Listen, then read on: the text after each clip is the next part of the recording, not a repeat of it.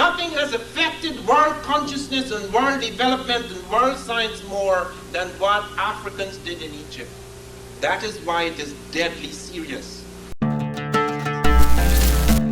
We have always seen over the years how black history or African history is being suppressed. There are a lot of literature that was hidden away from us so that we cannot know our history or even understand some of the deep secrets of our ancestors.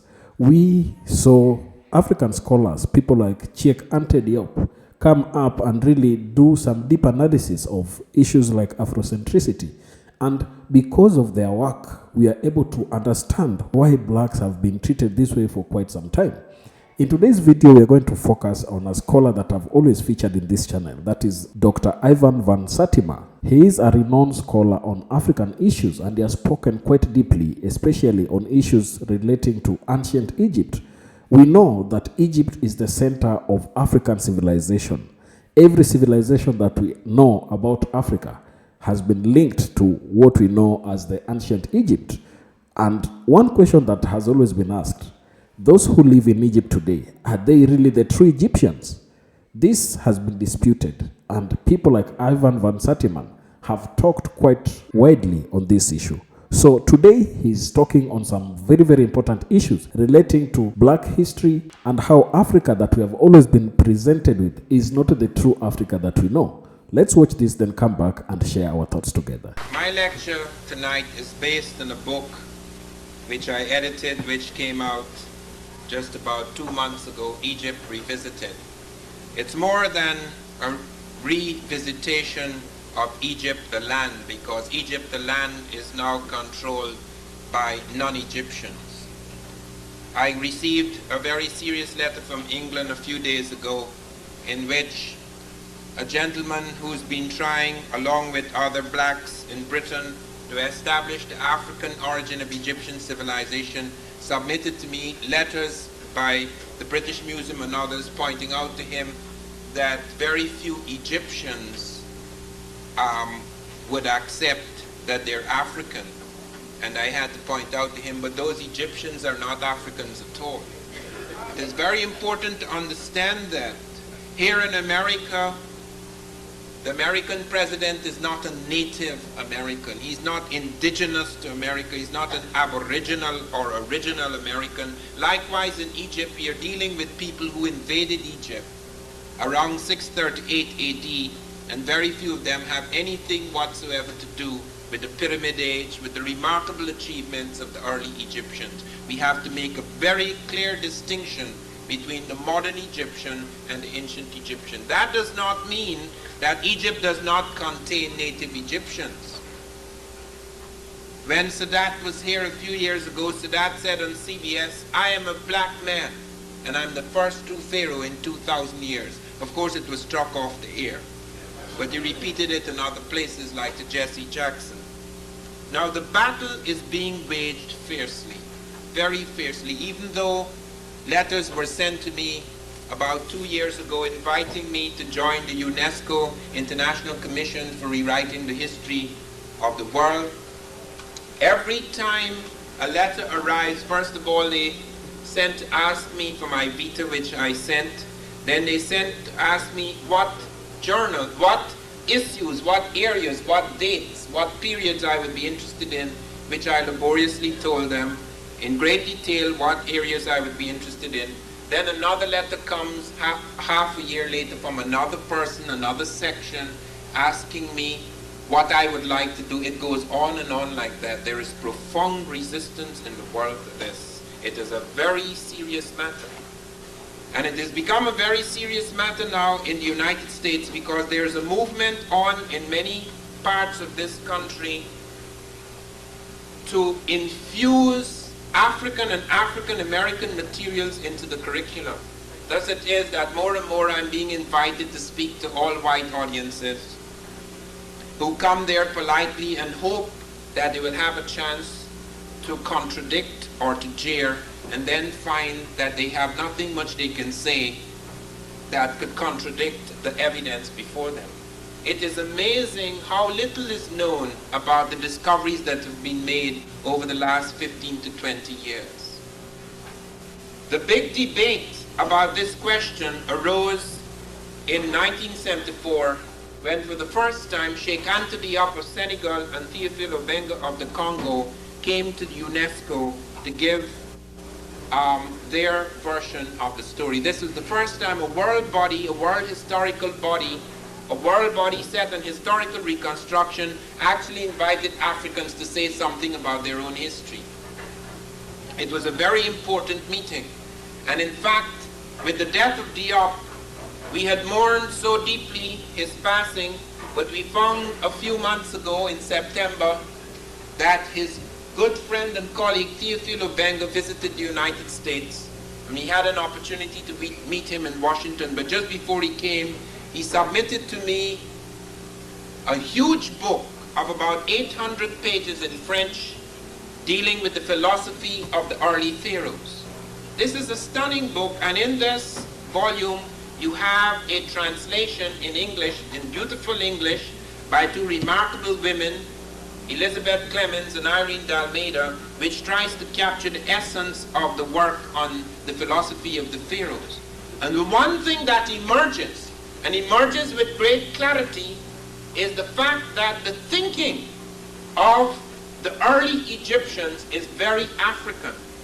They were the first people to develop a conception, a complex conception of the origin of the universe.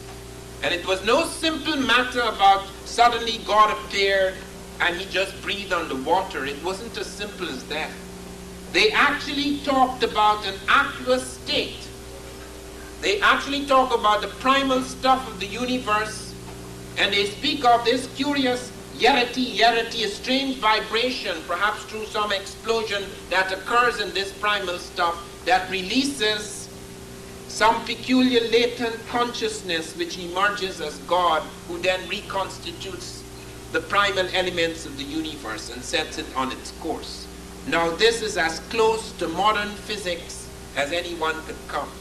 European conceptions of the universe, Asian conceptions of the universe are not as complex and modern as this. And the most unusual thing is that we have found among the Dogon in West Africa, among the Bambara and other African peoples, the same ideas. Even the name for God, Amon, which we repeat in all our prayers today, Amen, which is from Amon. You find Ama among the Dogon, etc. So that even the name for God, the word which we still use today in our prayers, Amen, this is a word that runs through, just like the word Christ, which is also an African word, K-R-S-T, Christ, the anointed one which first appears among the Africans. So that the reason why this battle rages is because Egypt was the foundation of a great number of our arts and sciences and philosophy. It is because Egypt was not only central to Africa, it was central to Europe and to Asia. It is because the Greeks, who are now accredited with the world's first great civilization, actually sat at the foot of the Egyptians. That is why this is a major issue. It was said, and it is still being said, that although Egypt is in Africa, because it has borders that open it up to Europe and to Asia, the backward barbarians of Africa, south of Egypt, did not have any major civilization. What happened is people trickled down from Europe and trickled down from Asia, bright people, more advanced types, creating civilization which then trickled down to the benighted barbarians south of Egypt. What we are finding now, in fact, that the benighted barbarians are not in Africa, they're elsewhere. Because what has been discovered, before we come to Egypt, let me deal with something that is significant. What has been discovered is that you do not have any Europeans on the earth until about 55,000 years ago. And those Europeans are black. Pink people, that is people who drop pigmentation, do not occur until around that time when the blacks in Europe, and that has been established, that there are no people on the earth except black people, not just in Africa, because in Africa produced 6 stages of man. All the stages of man are found in Africa. Only 3 of those stages are found in Europe and Asia. The first 3 stages died off in Africa. They never got anywhere. The last 3 stages not only spread across Africa, but moved out into Europe and Asia. We have finally Neanderthal man, which is not complete man, also African, but with a lobe of the brain missing, the seat of conscious, not necessarily of consciousness, but of the higher type of consciousness which we have. Then we have final man, Homo sapiens sapiens. And scientists in 3 independent universities at Berkeley in California, in Hawaii, and at Oxford University of all places in England have shown that the founding population of the modern world, not just the first man, that's irrelevant. The first man being born in Africa doesn't mean anything because the first man was not modern. The first man did not have our brain. What they have found is the last man was born in Africa, not just the first. Modern man. What scientists have recently discovered as a result of the study of DNA polymorphisms is that all man now living on this planet is descended from a black woman who lived about 140,000 years ago. The African actually contains all the genetic material. And they know at what point he begins to mutate into other types. That mutation has nothing to do with evolution of other types. It has to do with changes brought about by ecological conditions. For example, it is understood that hair follicles are affected by heat and cold. Where there is great heat, hair tends to be short so as to allow heat to escape. Where there is great cold, heat tends to be long in order to protect the neck from cold. Coloration is produced by the dropping of pigmentation. In the ice, somewhere near southwestern Russia, the African was caught in the ice. There are no Europeans, meaning that is, there are no Caucasians in Europe at this stage. During the warm interstadial, there are only black people in Africa, in Europe, and in Asia. Eventually, however, as a result of the Ice Age, black people who produced albino types, which is a mutation which does not survive easily in Africa because albinos do not have protection, melanin protection against the sun, and are destroyed very quickly, but in the ice it became an advantage. So that albino type became the dominant type. The black type did not totally disappear in Europe. Thus, when England was invaded by the Romans, they found one of the Roman generals noted, Pliny remarks on it, that the Roman general noted that there were some black people in Britain, actually native to Britain, black people living among the pink skin types, so that sometimes pigmentation was retained. You also find pigmentation retained among the Eskimos because pigmentation became a disadvantage in the ice, not in temperate zones which we live in now, but in the ice, because you could not easily mineralize the bones if you had a screen against the sun, because the sun did not come in easily into the skin in the ice age. So that you have to have something that would enable the most of the sun to come into the skin. Hence, melanin became inactive in types which later became called Caucasoid or Cro-Magnon. Now, other changes began to occur, things like the narrowing of the nose, because now a narrow nose breathes more freely in the ice. The broader, expansive nose is more adapted to tropical regions. This thing has nothing to do with inferiority or superiority. These are merely the responses to ecological imperatives. What has happened, however, over the centuries, particularly the slave trade, has placed certain values, certain properties, and certain people with dark skin and light skin. These are the later myths of man. They have nothing to do with science. And we have built whole cultures upon them. Even a person's life can hang upon the shape of their nose or the color of their skins. These are later diseases of the mind. They have nothing to do with science.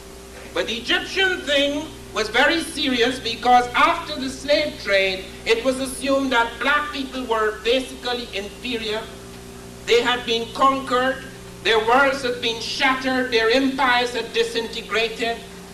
European diseases descended like the plague on Africa in some places, like in Tanzania. Europeans introduced rinderpest, not deliberately, of course, but that disease killed 5.5 million head of cattle in one area. As a result, the people died because the cattle was central to them. We have found areas in Tanzania where we found Africans were smelting steel 1,500 to 2,000 years ago. Steel! In the middle of the Iron Age, and machines superior to the European machines achieving temperatures of 1,850 degrees centigrade, whereas Europe never achieved such temperatures until the end of the 19th century. The Africans were doing it in the 5th. And these machines were able to produce a fine bloom of carbon steel in a single stage process, whereas even in the middle of the 19th century, Europe had to produce it in 2 crude stages. The sintering of solid particles before they could reach the final stage of fine carbon steel. They have found astronomical observatories in Africa, in Kenya, going back to 300 years before Christ. They have found breakthroughs in medical science in Africa. They found Africans using aspirin hundreds of years before us. The Bantu people using Salix capensis, which yields salicylic acid. They found the Africans using tetracycline as an antibiotic 14 centuries ago, when we only started to use it in the 1950s. It's found in Nubia, in the bones of Africans. The lowest incidence of infectious disease in an ancient population where tetracycline was found. They found Africans who had developed eye cataract surgery at a time when nobody was performing eye cataract surgery. They found Africans invented the first drug to treat hypertension and psychotic disorder, reserpine. The Africans produced the most effective drug to deal with diarrhea, which we now call cowpectin. We don't even know where it came from.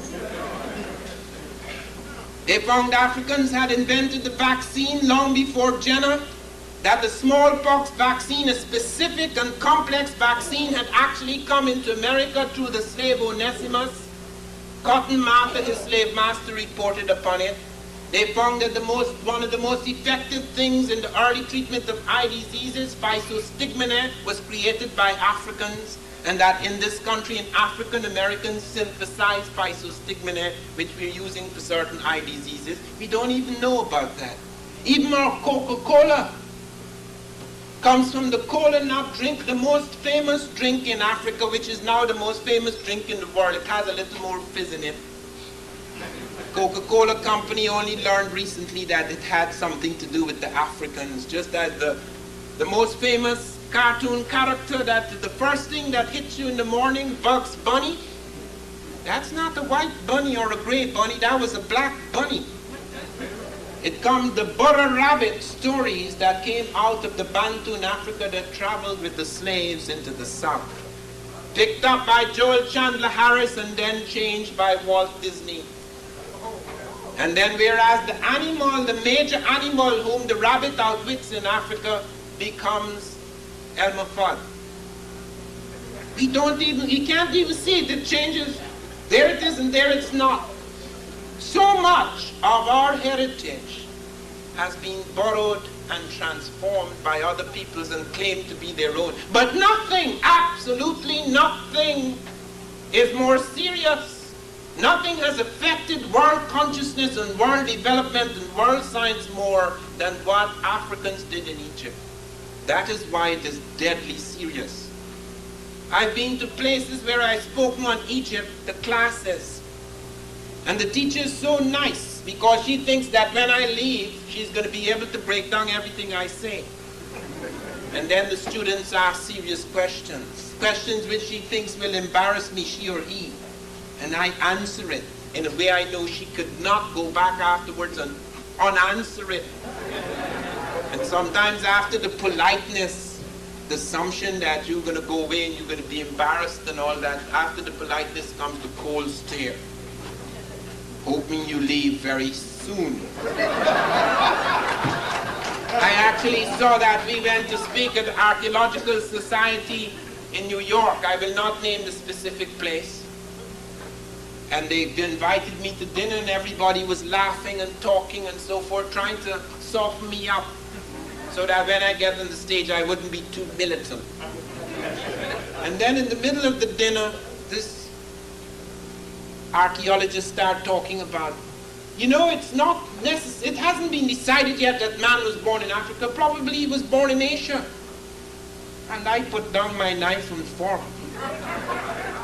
You know, and I said, that is nonsense. We have been through that before. We have spent so much time with that. They have found all the sequences of man in Africa. How could we talk about Asia after we have searched and searched for early man in Asia? We have found no such type. And everybody is startled, you know, why are you getting so passionate? This is a nice little dinner. And I looked up and I saw a twinkle in his wife's eye. She must have been beating her to death with all sorts of things over the years, and she's so glad that the black man could sit at this table and give him a rough time after eating his food. These are very serious matters. It affects us tremendously because we have found all the traces, all the main traces in the Egyptian civilization coming out of inner Africa. There is no question about it.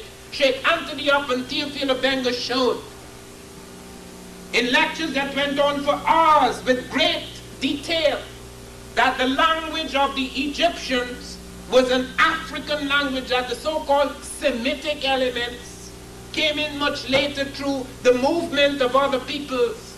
Long after the classical period of Egyptian pyramid science, mummification, etc., these are later movements, and they affected the lexical or surface aspect of the language. They did not affect the deep structure, grammar, which they could trace and show familial relationships with many African languages. We have found hieroglyphs, Egyptian hieroglyphs in West Africa. Our good friend, the former Archbishop of Lagos, Olumide Lucas, has shown in his work, Egyptian religion in West Africa, traces and traces of these things among the Yoruba. We have found the Dogon, who ran away when they heard the Europeans were attacking and destroying their people. They ran into the mountains. Now we find they have close connections with Egyptian thinking. They may actually have affected it and been affected by it in later stages. We are startled by their science.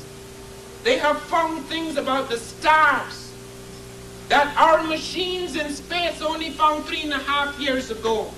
They were talking about it 5 centuries ago. We are not descended from any little people. The Dogon mapped the movement of the star Sirius B.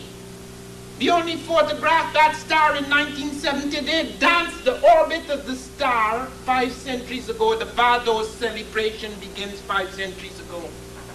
They showed where that star would be up to the year 1990. Our machine showed they're dead correct. The African shows its 50-year elliptical orbit. Our machine showed they're dead correct. They show its orbit on its own axis. We don't know about that one yet.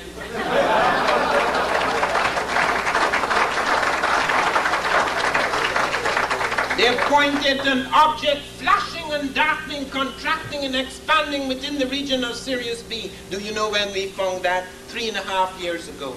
It's a dwarf nova in the region of Sirius B. They call it the egg of the world.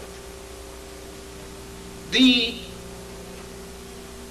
movement of the French into Egypt, the attack in the early 18th century or the middle of the 18th century brought people in like Volney. And when Volney looked at the pyramids and he looked at the Sphinx, he said, these Negroes who now are the objects of our contempt, these were the masters, the makers of our arts and sciences. And he wasn't talking through his hat. All the Europeans who had written about the Africans in the early times had no doubt that they owed much of their science and thinking to the Africans. You look at the Greeks. The Greeks talked of the Egyptians. Herodotus said they were black-skinned and woolly-haired. Others, as Diop has quoted, more than a dozen sources quoting what these Egyptians were. And the Greeks came at the end of the great classical era, after all the pyramids were built, after the marvelous things like the Sphinx and the great mummies, etc., and the Europeans, the first Europeans who came to Africa, around 500 BC, 300 BC rather, because the Persians came around 500, the Greeks under Alexander came around 300 BC. And those Europeans did not despise the Africans, they worshipped them. Do you know who was their god? The African god Zeus went into Greece. Do you know who was the mother of God? Do you know who was the major female figure in the world, not just in Africa but in Europe? Isis, who married Osiris. You have Isis shrines in Greece, Isis shrines in Rome, Isis shrines in Britain. Even the lunatic Caligula built a shrine to Isis. And do you know who was worshipped as the mother and child for hundreds of years before Michelangelo appeared in the scene and started drawing his family as Jesus? Isis and Horus, the mother and child. That's the beginning of the Black Madonna and Child in Europe. And it was to run right across Europe. And the Europeans worshipped blackness because the Egyptians had made black the divine color. Do you know who the Greeks made the goddess of wisdom? Minerva, a black woman. Whom did they make the goddess of chastity? Artemis, a black woman. Who was the enchantress in the Odyssey? Circe, a black woman with African features. You could see it on the early Grecian vases. Who was Andromeda, who married Perseus, the Greek hero? You could see on vases, although she has European features, she's painted black because black was thought to be the color of beauty. And look at their other Medea, who had Jason win the golden fleece, is represented as a black woman. And whom did they make a god? The first man to be made into true god by both Africans and Europeans, a black man, Imhotep, father of medicine. The Greeks made no claims that were later made by other Europeans, as Martin Bernal points out. It was not until 1830 that there was a deliberate, sustained intellectual attempt to deny the black contribution to ancient Egypt because it made Europeans feel ashamed. So there was a sustained attempt, which is sustained up to this day, to try and deny the African his contribution to the major civilization in the world.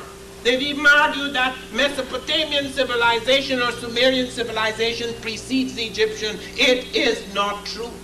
The earliest thing we have found in Mesopotamia is about 2600 BC, whereas the earliest dynasty in Egypt, conservative estimate, is 3100 BC, and we have found in 1962 the American team under Bruce Williams and Keith Seal discovered an African pharaoh, an African pharaonic dynasty preceding the Egyptian, before the first Egyptian dynasty.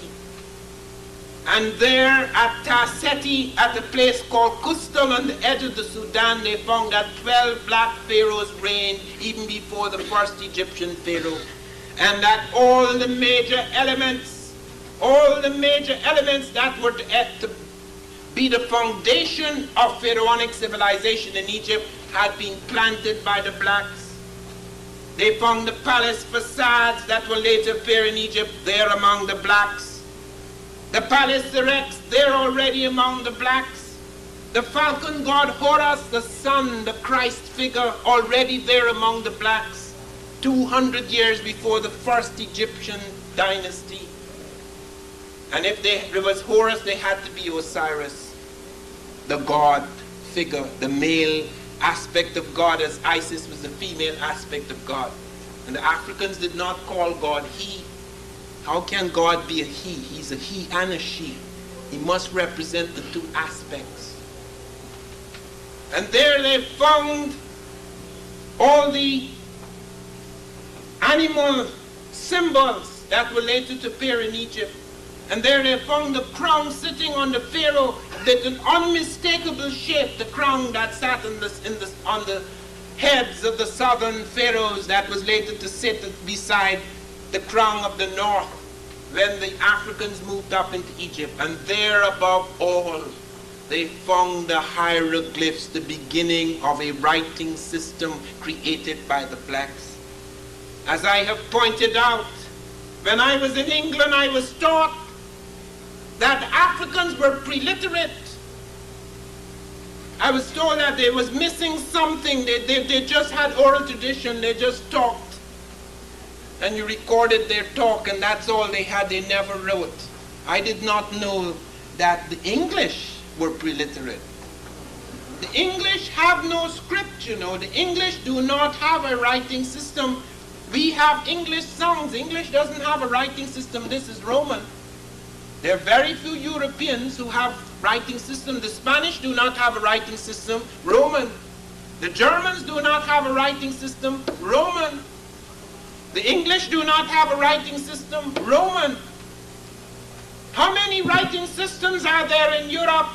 There's the Cyrillic alphabet in Russia. There's the Greek script. There's the Roman script. There's the Phoenician script, which is partly affected by the Egyptian. There is the Celtic script, which is partly affected by the African, according to the book of Balimot, is part African and part European. Does Africa have no scripts? There is the Mande script found at Udmurtetek 3,500 years before Christ. Thousands of inscriptions in Mande. There is the hieroglyphic script created at Kustal before it moves up into Egypt. No script on earth has as old books as we have found in African hieroglyphs. No people on earth have as complex early philosophy as the Africans, as you will see translated from the Egyptian texts. The Book of the Coming Forth by Night and Day and other pyramid texts, etc., which deals with the origins of the universe in very complex terms. No people have an earlier literature in medicine. No people have an earlier literature in mathematics. And in spite of the massive destruction of Africa and the massive destruction of documents, they survive in their fragmented state as proof and witness that they had it. And then there's the Meroitic script, which Theophilo Benga is now trying to break at UNESCO. And then there's the Akan script, both a drum script and a written script. And there's the Faka script, the only script that traveled to America with Africans. It is found used by the Saramaka in the jungles of Suriname.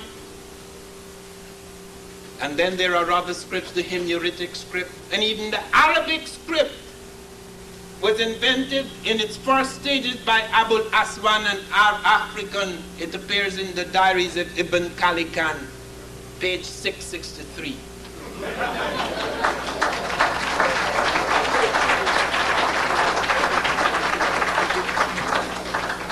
And let us deal with the question now, the scientific question, who were the Egyptians? First of all, Sheikh Anthony went to the museums where they had mummies.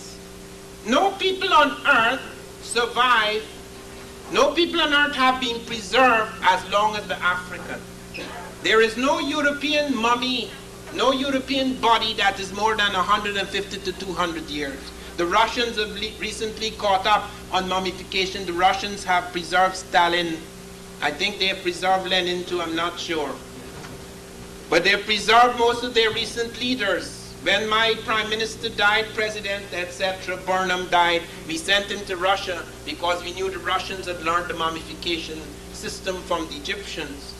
Unfortunately, our machine, our refrigeration unit broke down before he got to Russia, so the Russians had to burn him or send him back home. I can't remember which. I haven't seen him since.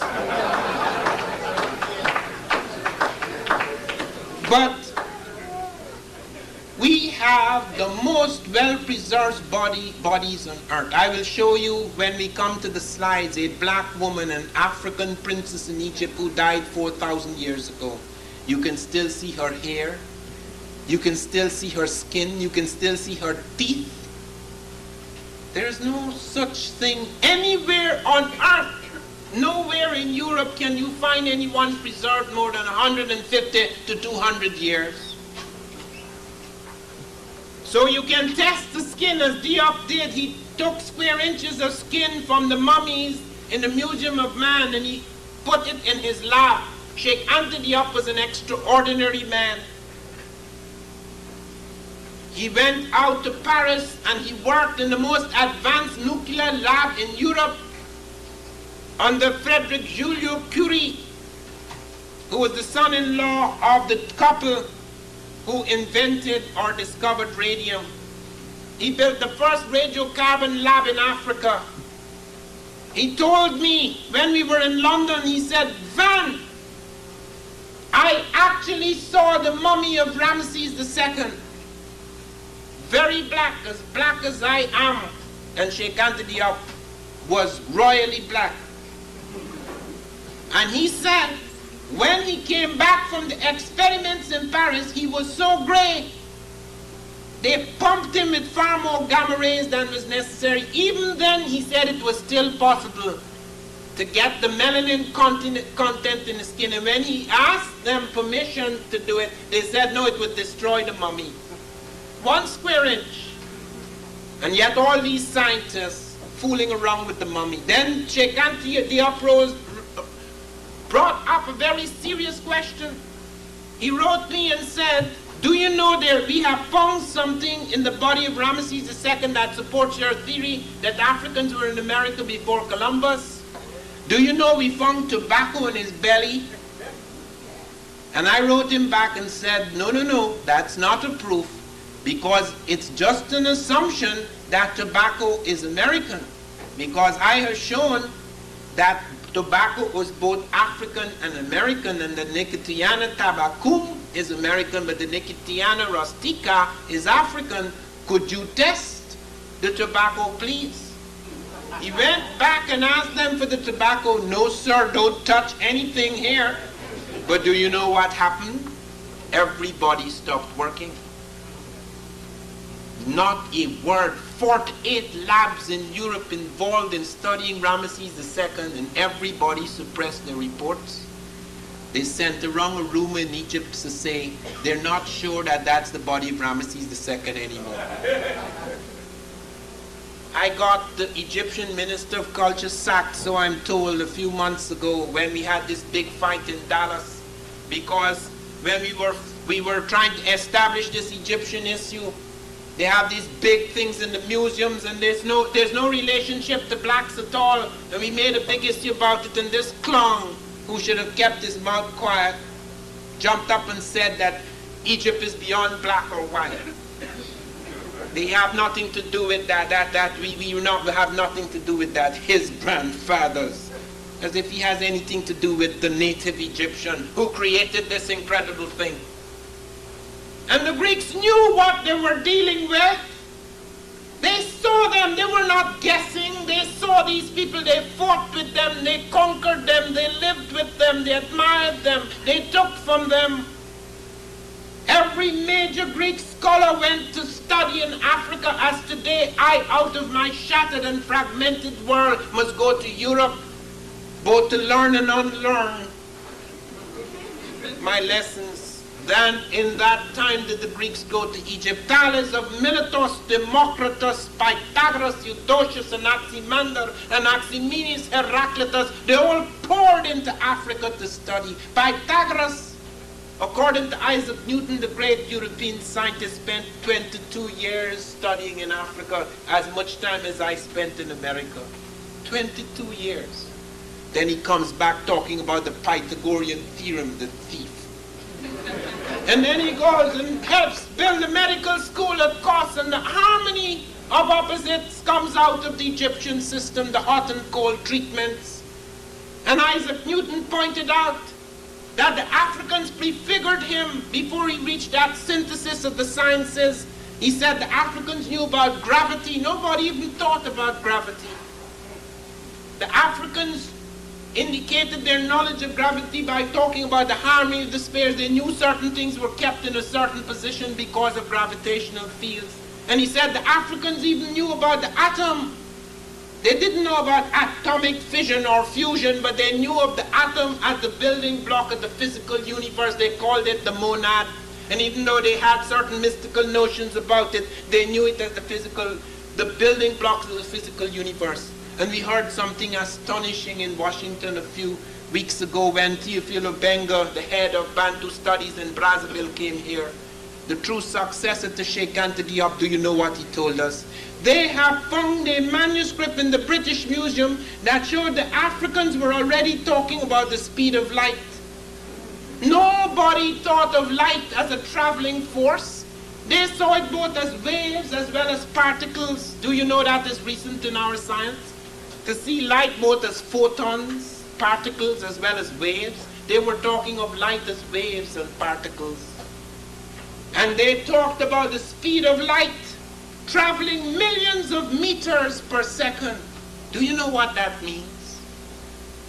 And Dr. Finch in this book deals with some of the cases, the medical cases that appear in the Edwin Smith Papyrus. Now the Egyptians wrote many medical texts. 10 of them survive because there's been massive destruction. Bishop Theodosius, that religious bigot, burnt down the Library of Alexandria, taking centuries of African scholarship into the ashes, but we still have survival of medical documents and mathematical documents. The two most famous of the medical documents are the Ebers Papyrus and the Edwin Smith Papyrus. And the Edwin Smith Papyrus only translates, in the 18th dynasty, an Egyptian surgeon translates cases dealing strictly with the head and neck, which means he leaves the rest out. But that is enough to tell us that our African ancestors were doing incredible things. Finch looks at these cases as a doctor and points out that they had found the locus of the brain through which auditory information is processed. That's 20th century stuff. They were doing that thousands of years ago. He said that they were aware of certain things, cortical centers, that they actually diagnose things that could only be diagnosed today with X-rays. Where were they getting that knowledge from? It's actually written down in the Edwin Smith Papyrus. A whole range of things like that. Many of the things we take for granted today as the moral edicts and laws, etc., you could see it down when you read Karenga's study of math.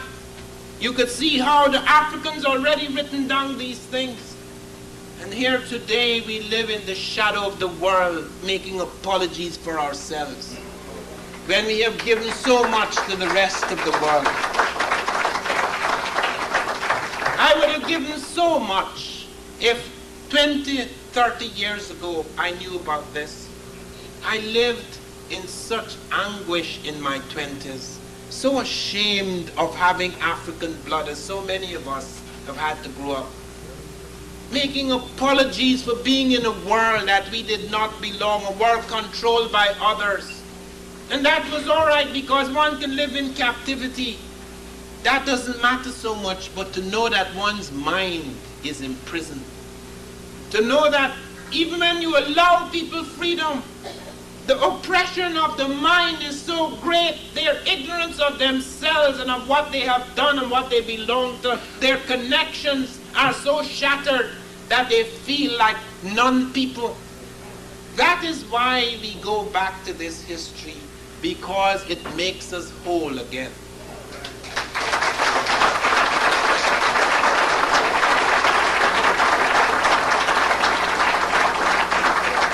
You look at the cultural connections. They have found mummies in Africa, in inner Africa, before they find them in Egypt. We have found mummies preserved in the Fezzan 500 years before the first mummy turns up in Egypt. We have found them using nacron, which was later used in the mummification process. We have found circumcision, which later were picked up by the Jewish sect, which at that time, in the early time, was largely African. We have found various cultural practices. Their totems are the African totems. Their philosophy is African. Their language is African. And here is Jean Vercoute speaking at the UNESCO conference in 1974, where he said, "It is true that their writing is African, their language is African, their way of thinking is African. The problem is that we can never be sure how many of them were African." Can you imagine the schizophrenia? And then you have this man, Shinny, as I call him in my book, Shamefaced Shinny, talking about how they were not really black, it was subjective. The Greeks were being just as subjective as Diop. That these are not really black people, they're just a little dark like the Italians. Anything, the Negrophobia, the horror of it, to accept, that's why they blew off the Sphinx's nose. Standing there, and there is this godlike figure, broad-browed, broad nose, broad lips, broad cheeks, looking down with this broad vision on their littleness, contracted in the sands under this great godlike figure, and they shot off its nose and chin. It was through the work of Sheikh Anta Diop, and I had something to do with it too, because we had this international telephone link-up, in which we had to persuade the modern Egyptians who are not real Egyptians, to ask the British to return the splinters of the Sphinx chin and nose. The British eventually returned the pieces, saying that it was on permanent loan. And we may have to blow off the nose again after the Arabs reconstruct it if they don't get it right.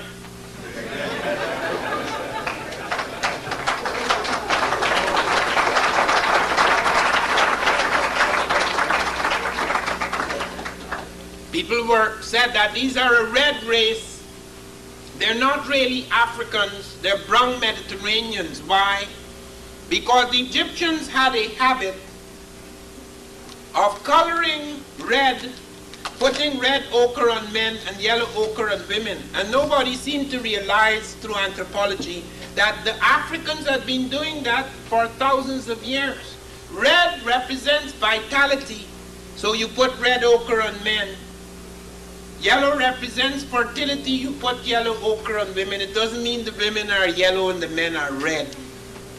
Look at this. Just for this alone, you should buy this book. It shows you how the Egyptian represented himself. This is Egyptian, black.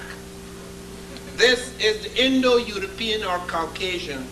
This is the Nubian and other blacks of Africa. And this is the Semite.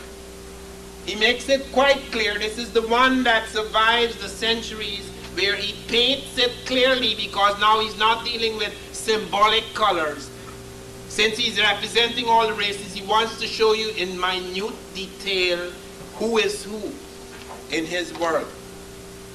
Sheikh Anta Diop brought that to our attention, but Sheikh Anta Diop published it in black and white. I spent a lot of money to get that in color because I didn't want any mistake. I want it to be seen clearly. You cannot see this clearly in black and white. You have to see it in color. It's the only one that survives from Egypt. This book is filled with about 200 photographs. And you will see the pharaohs, and you will see their queens, and you will see the scribes, and you will see the vast concentration of black African faces. It is true that Egypt was not homogeneous. It had other people as well. Since it had borders open, other people trickled in. They weren't all black. But look at Britain. Britain has 1 million blacks. They've trickled in. Would you say Britain is black? If the major figures, the dominant figures are black, the major population is black, because a few people trickle in, that's a black population, it's a black civilization. There are more blacks in Britain than in my country. But does that make Britain black? They're going to pick the odd little figure here and there because the king sometimes married outside. A king is supposed to bring as many people into his harem as possible, not only necessarily in his own nation. Sometimes if he has quarrels and fights with other people or he wants to make alliances, you bring other people into the harem. So the odd figure may appear. And then it even becomes more so during the later dynasties when there are invasions. Egypt was invaded by many people. It was invaded by the Hyksos around 1660 BC, and for 150 years there are no black pharaohs until the blacks threw the Hyksos out of the place. And then came the Persians on the Cambyses around 520 BC, ravaging all before them, laying flat the capital of the blacks, smashing noses and breaking up statues and temples. And then came the Greeks, who respected the African, even though they conquered him. Those were the major great Europeans who began to take African geometry, African medicine, African calendar. Who do you think created the day for us? You hear about Greeks and Romans. The Greeks and Romans turned it around, but where did they initially get it? The Mesopotamians and the Greeks. They did not measure the day as 365 and a quarter days. They did not know it was so accurate. They had 364 and 365 day years until the Egyptians, with their precise astronomy, established that the year was actually 365 and a quarter days. But the Africans introduced the leap year. We no longer have a leap year, by the way. We call it a leap year, it's just a leap day. Every 4 years we adjust our time by putting an extra day in February, whereas the Egyptians adjusted it by adding a whole year every 1,460 years to make it more correct. They were then left with 365 days. Do you know, they took out 5 days of the year, which we still celebrate. We don't even know where that comes from. Why does everybody get wild in the last 5 days of the year? The Egyptians did that. It starts with December the 25th, which the Africans called the Day of Horus. Horus is the Christ. An African word, K-R-S-T, Christ. We don't even know that. We think the Europeans introduced Christmas. All that was taken from the earlier world. But the Africans, having days for the gods, festival days for the gods, were left with 360 days, which they cut into 12 days of exactly 30 days each. So they had regular months. Because later Europeans took that and changed it around and took the days, the quarter into February, and took the 5 into the rest of the year, we now have no longer regular months. We have 28-day months, 29-day months, 30-day months, and 31-day months. We need a rhyme in order to remember which is which. Geometry was developed by Africans along the Nile. They took the geometry. Herophilus is credited with pulse-taking shit. Dr. Finch shows in this study of the Edwin Smith papyrus that pulse-taking was detailed by the Egyptians. It was not caught up by the Europeans until 1,000 years later. Yet they're the father of this and the father of that, and the father of this and the father of that. It is only within this century that first comes the political revolution, which is not finished. But now comes the other revolution, more significant and permanent, the cultural or spiritual revolution.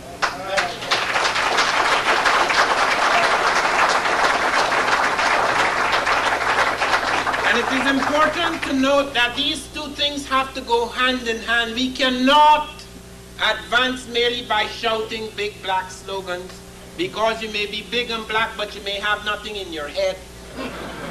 It happened in Africa, it happened with the Nigerians.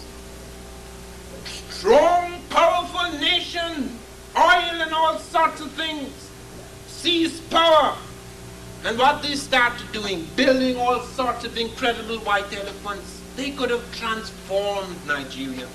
They could have transformed Africa if Nkrumah or people like that or Sheikh Anthony had that wealth at their hands and that vast country. They could have transformed the black world because they had something up here. This is the universe.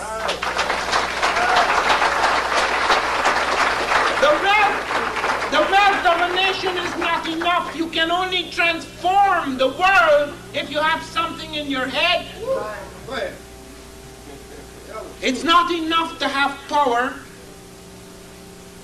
It's an extraordinary things are happening in the world today. Everything is being turned upside down very quickly. But those things had seeds in an earlier time. It is just that it's finding focus in a man that enables us to see this revolution occurring. We have to find such types of men in our own world.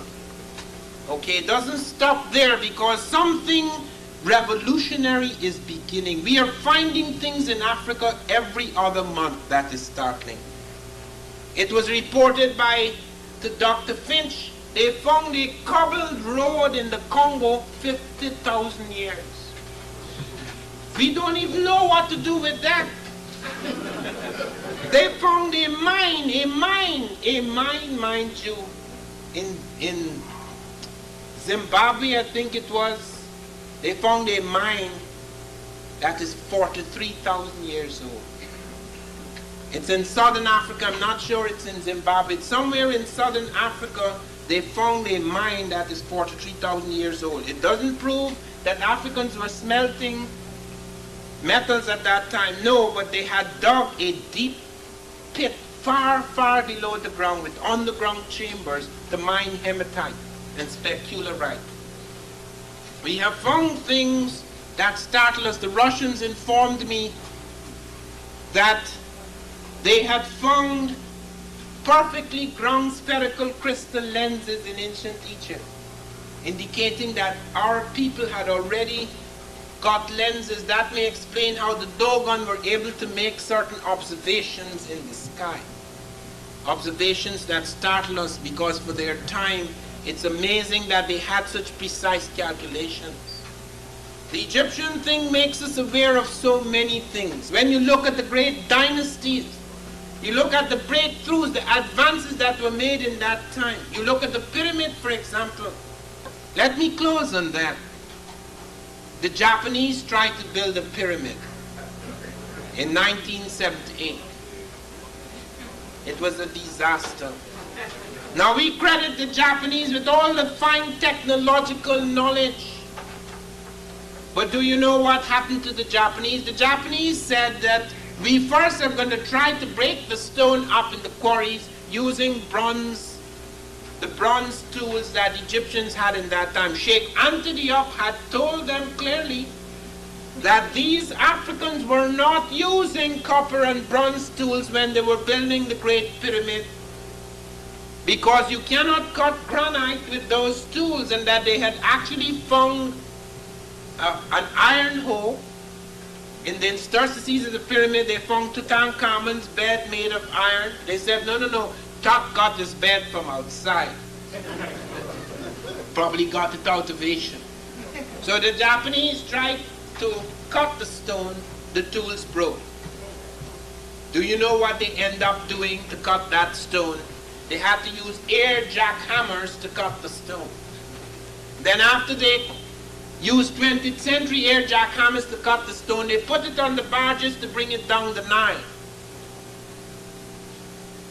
When they put it in the mud, first of all, the barges capsized. They assumed that the Africans just put this thing, and they were not picking up 50-ton stones like Africans, the Japanese were picking up 3-ton stones. But when they put it on the barges capsized. They had to use modern steamboats. Then they brought it down the Nile, and then they started to put it on the mud. It sank in the mud. They dragged it, it sank in the sand. Eventually they got it up in the desert. Then come heave-ho like in Hollywood. Can't work. Would not work. They could not put those stones in alignment. The stones got cracked. The stones shattered. The stones were messed up. When we go to the African pyramid and we go on the base of the pyramid, we found the casing stones are absolutely perfect. The Japanese tried to cheat in the morning when they thought nobody was looking, they brought in their helicopters. They took the finest 20th century cranes. You know they couldn't do it. They could not put those stones in proper alignment. Do you know what we have discovered? That the Africans put those stones in an alignment that is 1/1000th of an inch of mathematical perfection. The only people in the 20th century who achieved that alignment are not stonemasons, opticians, and jewelers, dealing with fine gems. They were bringing the skill of the optician and the jeweler to deal with massive acres of stone, when these guys, whom we consider to have the finest technological abilities, could not do it. They left in disgrace. They had to abandon everything. The Egyptians threw them out. Let me say the post-Egyptians. So that pyramid is an astonishing thing. You cannot even see it today. When it was finished, it had a polished limestone covering. It shone when the sun hit it, when the moon beamed upon it. It shone like a star upon the earth. You could see it across the Sahara, hundreds of miles away, like a star upon the earth. There is nothing built since like that. It is half the height of the Empire State Building, but it takes up 12 blocks of Manhattan. One building.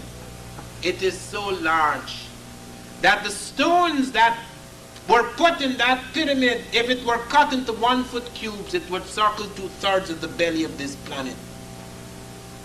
Do you understand what we're dealing with? But it was possible to those Africans because at that point in time, the African thought of himself in a certain way. This is very important. They did not have television sets and radios and spaceships, but they had an extraordinary sense of wholeness. They had incredible spiritual power, a sense of the majesty of spirit.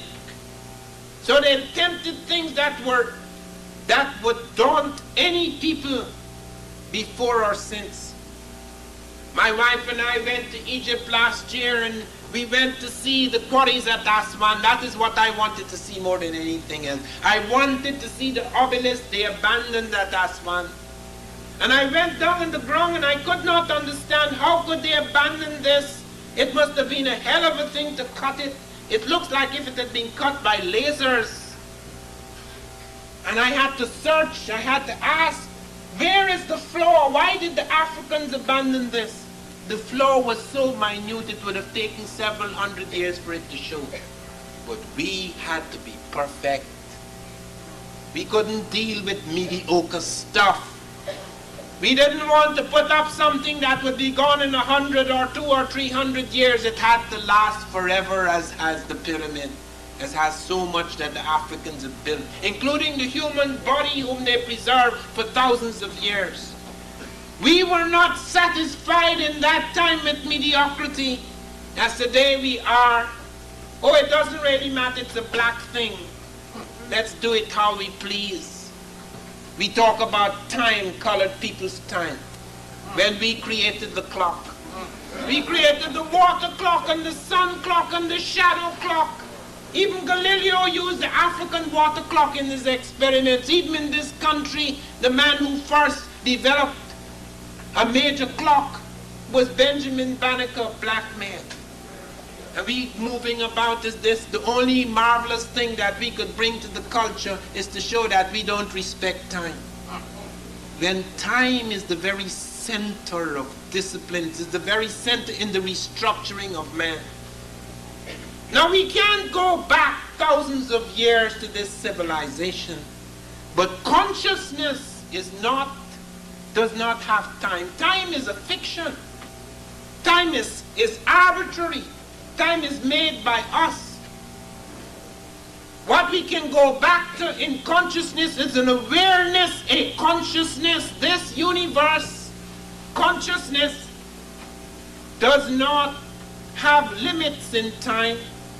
What happened 10,000 years ago or 10 minutes ago occupies the same space in consciousness. We are the universe. And therefore it is possible, drawing upon this heritage, drawing upon the power, the electricity, the dynamism that springs from these discoveries, we can get a sense of ourselves which takes us out of this mediocrity, out of this sense of being enslaved, out of this sense of being inferior. We can reconstruct ourselves. We can remake our world because of this feeling. We can remake man. We can remake our children. We can remake the world in which we live.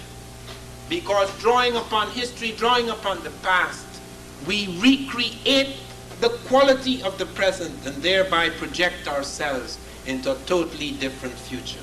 Thank you very much. Dr. Ivan Van Santiman has really done justice to that, because he has highlighted some of the misconceptions that have been peddled around. And one thing I like about his explanations is that he is able to decipher rumors from facts. And he says that if we look at human race and how we existed, the first stages of humans all began in Africa.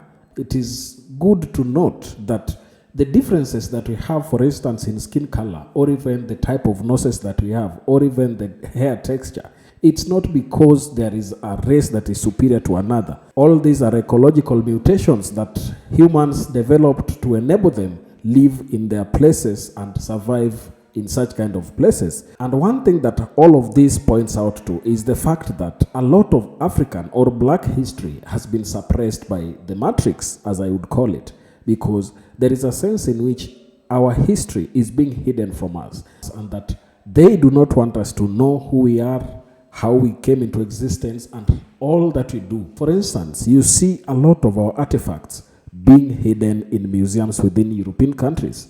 Why is it that France continue to hold on to our African artifacts? Why is it that Britain continue to keep our artifacts in their museums?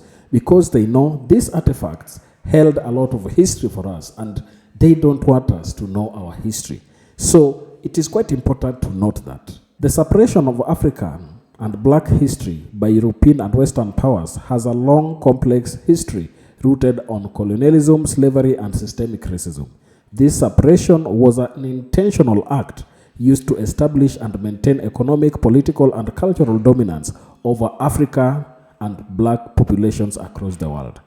European colonizers systematically dismissed African civilizations, languages, and cultural contributions, often labeling them as primitive or barbaric. The goal was to justify the colonization and exploitation of African lands and resources, presenting Africans as inferior and in need of civilizing.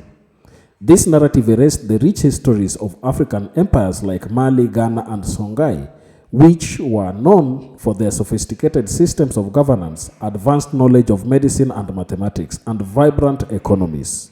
Pre-colonial Africa also had cities such as Timbuktu, famous for its universities and intellectual exchanges. By suppressing these histories, Europeans controlled both the perception and reality of African capabilities and achievements, further enabling their control over their continent. The Atlantic slave trade exacerbated this erasure by forcibly removing Africans from their lands, severing them from their cultural and historical roots. Enslaved Africans were forbidden from practicing their religion, speaking their native languages, or celebrating their traditions.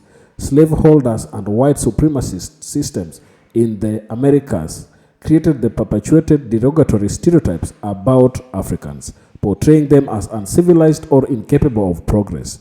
This helped rationalize slavery and its brutal exploitation while erasing African contributions to the societies they helped build. Post-emancipation, black achievements continued to be downplayed or ignored, leaving a skewed historical record that minimized black agency and success. Even in modern Western education systems, African and black history is often oversimplified or misrepresented. History textbooks often focus on Africa's colonial period while overlooking the continent's pre-colonial history and its significant contributions to science, art, and philosophy. In the United States and Europe, the emphasis has been on blacks' suffering rather than blacks' excellence, focusing heavily on the era of slavery without adequately addressing African intellectual and cultural achievements or the enduring legacies of black resistance and resilience.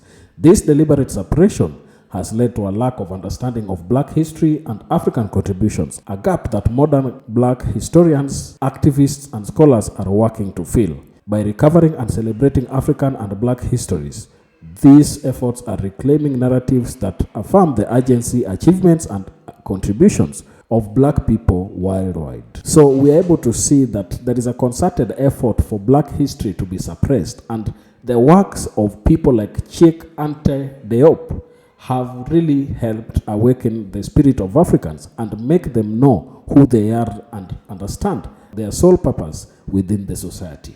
If you find value in this content, please don't forget to subscribe to our channel, like this video, and also share. Thank you, and may the good Lord bless you. Goodbye.